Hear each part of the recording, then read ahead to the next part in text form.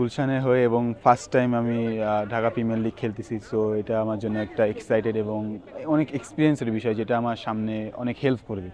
আসলে ওভারঅল সব দিক থেকে আমার যেটা আমি যে চেষ্টা করবো আমার টিমে নিয়ে এবং বেস্টটা দেওয়ার চেষ্টা করবো। অবভিয়াসলি দেখেন, উনি অনেক দিন ধরে আমাদের বাংলাদেশ টিমকে একটা সার্ভিস দেওয়ার পরে এখন একটা ইসে আছে, উনি বাংলাদেশের লেজেন্ড।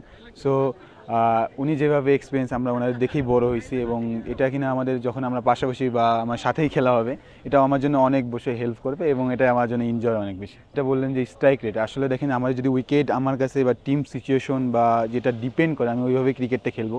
এবং যেটা বললেন যে আপগ্রেড ক্রিকেট কী চাইতেছে, এখন উইকেট এবং আমার টিম সেশন যেটা ভেরি করবে, আমি ওইটার উপরে ক্রিকেট করবো। যদি আমার মনে হয় যে আমার স্ট্রাইক 140 তাহলে ব্যাটিং করবো, যদি স্ট্রাইকের মনে হয় 80 তাহলে 80তে ব্যাটিং করবো, এটাই আর কি। টিম আলহামদুলিল্লাহ সব দিক থেকেই আমরা সিনিয়র প্লেয়ার এবং সবাই আর কি নিউ কামার যা আছি, এবং এটা আলহামদুলিল্লাহ সব কিছু থেকে ভালো এবং আমরা যেটা আর কি মাঠে দেখা যাবে। আসলে দেখেন, বলতেছিল যে টিমের বিষয়ে কথা হচ্ছিল যে টিম কেমন, এবং যেটা হাসিটাতে ভাইরা বড় ভাইরা যাদের মধ্যে বলছে, এটাই।